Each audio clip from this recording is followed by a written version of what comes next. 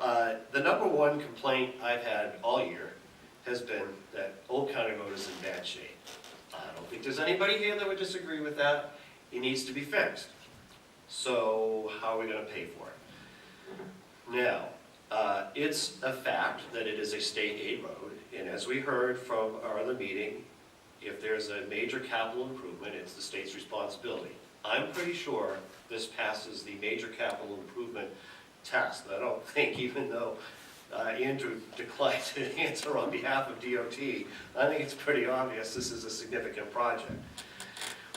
We also heard that the Maine Department of Transportation has incredible number of projects throughout the state that need attention. We have roads, bridges, airports, railways, seaports.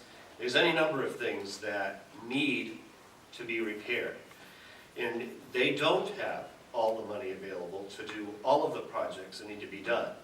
I think even if all of the bond money was released, they still wouldn't have all the money they need to do all of the projects that need to be done. So they need to prioritize how they do work. They explained it to us. They have a tier system for how they rate roads. They're not rated by how much traffic, they're not rated by what condition it's in.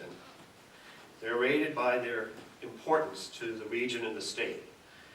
They're not rated by what kind of traffic goes over it per se, like what the traffic count is. It plays a role, but it's mostly how is it important. This is tier 4. They made it pretty clear. They have money to do tier 1, tier 2, and they never get to tier 3. You can forget about tier 4, which is where Old County Road is. So the notion that somehow we wait for the state to fix this road, I think is fantasy. I just don't think they'll ever get to it. That doesn't mean that's an excuse and we should let them off the hook. That's just the economic reality we live in. There's more need than what's available to be funded. So they've come up with a plan to go in with communities who have these state aid roads that the state knows they'll realistically never get to sort of partner with communities to find a way, how can we work together to fix these roads? Maybe not an ideal situation for the individual property taxpayer, but it's better than paying for the road entirely. And when we talk about money, it's all taxpayer money. It doesn't matter whether it's a federal government highway funds or state bond money. That's all tax money.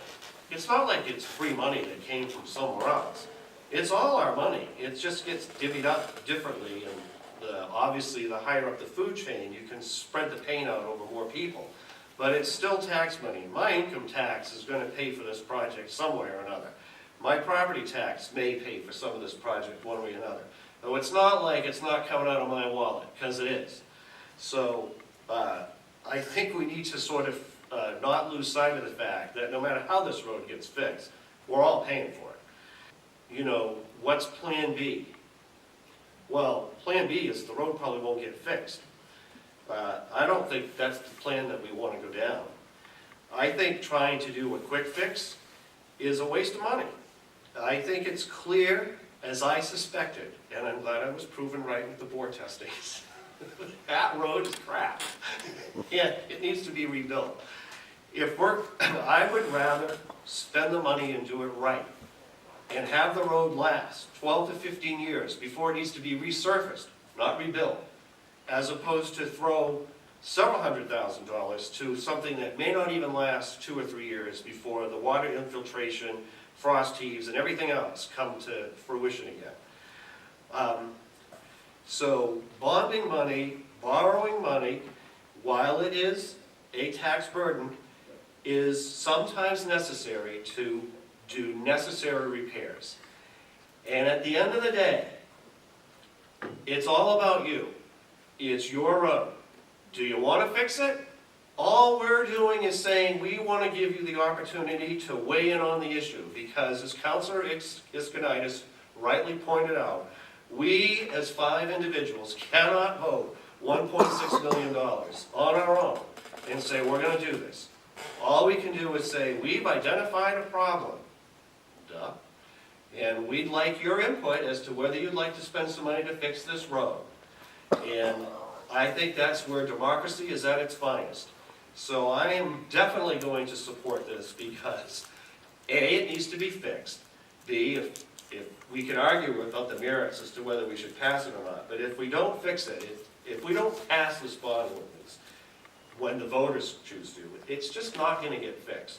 So, but you need to weigh in. You need to tell us, do you want to spend that money or not? And I am happy to put this before the voters to let them make that decision.